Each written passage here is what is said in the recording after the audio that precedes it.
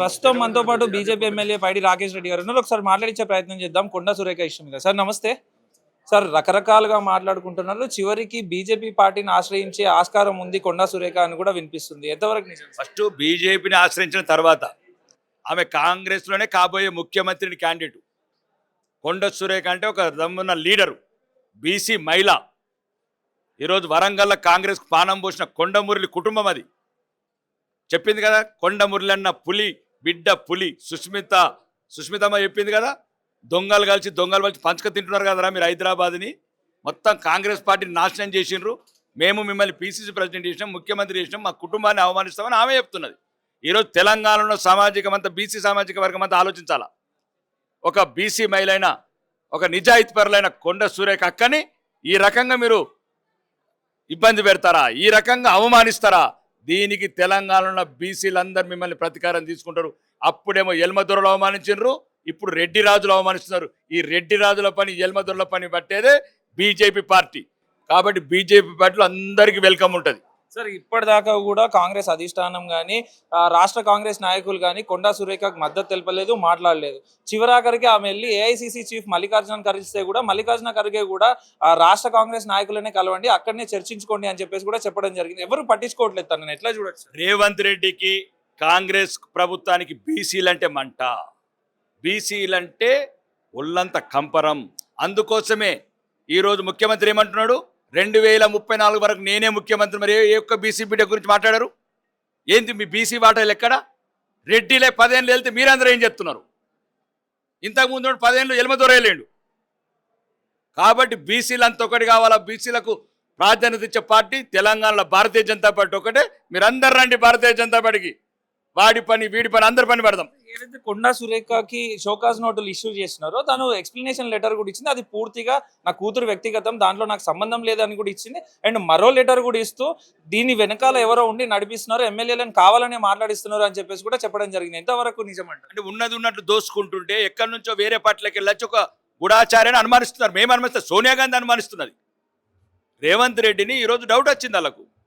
ఎందుకంటే మన పరకాలలో seat declare చేసిండు.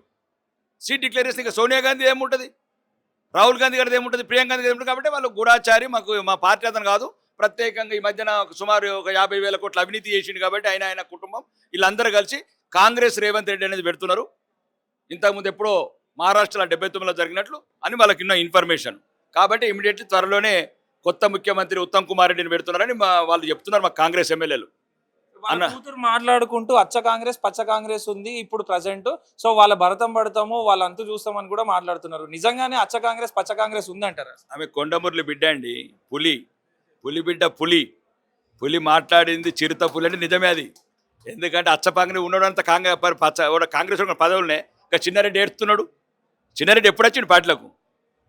ఎప్పుడు 48 ఏళ్ళ కింద కాంగ్రెస్ కండు వేసుకున్న చిన్నారెడ్డి కన్నీళ్లు, 40 ఏళ్ళు చూసుకున్న జీవనరెడ్డి నిలగొడుతురి. ఆమె చెప్తున్నది ఆ బిడ్డ. మీరు అందరూ ఆమెని ఈరోజు ఎంకరేజ్ చేయండి. అవసరమైతే ఆమె పేరేంది కాంగ్రెస్లో అందరూ సపోర్ట్ చేయమనండి. కొండ సురేఖకి ముఖ్యమంత్రిని చేయమనండి. అద్దా బీసీ మహిళలు అద్దా ముఖ్యమంత్రులు అద్దా? వాళ్ళే మాట్లాడుకుంటూ ఒకవైపు బీసీలకి సమాన గౌరవం ఇచ్చినాము, బీసీలకు తగిన గుర్తింపు ఇస్తున్నాం మా పార్టీలో అని చెప్పేసి కూడా మాట్లాడుతున్నారు వాళ్ళ పార్టీ. ఎక్కడ? ఆమెనే చెప్తున్నది. అడుగడుగున అవమానిస్తున్నారు మమ్మల్ని. అరే ఒక్కసారి ఆలోచించండి. ఈ వీడియో కొండ సురేఖ మంత్రి ఉన్న ఇంటికి పోలీసులు పంపించిన రాష్ట్రం ఎక్కడ ఉందా?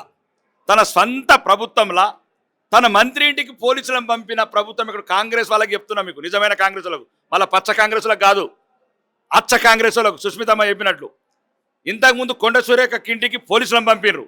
అంటే బీసీలు అంటే ఎంత మంట వీళ్ళకు చూడండి. కాబట్టి నిజమైన కాంగ్రెస్ వాదులు కొద్దిగా కాపాడుకోండి. ఆ కాంగ్రెస్ ఎట్లన్నా రాహుల్ గాంధీ మొత్తం క్లీన్ చేసిండు. ఇక ఆయనతో 5% ఉంచుకోండి కాంగ్రెస్ని. కాంగ్రెస్ వాళ్ళు బీసీలను అనగదొక్కే ప్రయత్నం చేస్తున్నారు, బీసీలను అనగదొక్కుతున్నారు కాంగ్రెస్ లో అనుకోవచ్చా? నేను చెప్పట్లేదండి, బీసీలు చెప్తున్నారు. మేము చెప్పట్లేదు. కాబట్టి ఇప్పటికైనా చెప్తున్నాం, ఇది బీసీ వ్యతిరేక కాంగ్రెసు. ఇది అచ్చ కాంగ్రెస్ కాదు, పచ్చ కాంగ్రెసు. అచ్చ కాంగ్రెస్ ఎప్పుడో పోయింది. మేము అనేది ఏంటంటే ఒకటి, ఇప్పుడు మాకు కావాల్సింది రాష్ట్రంలో ఫీజు రింబర్స్మెంటు, 4,000 రూపాయల పెన్షను, 2,500 మహాలక్ష్మి. మాకు ప్రజా సమస్యల గురించి బీజేపీ ఉంటుంది. అవి వాళ్ళ వ్యక్తిగతంగా గొడవలు, వాళ్ళ పార్టీ గొడవలు. మొత్తానికి త్వరలోనే కొత్త ముఖ్యమంత్రి రాబోతున్నాడు తెలంగాణకని ఢిల్లీ వార్త.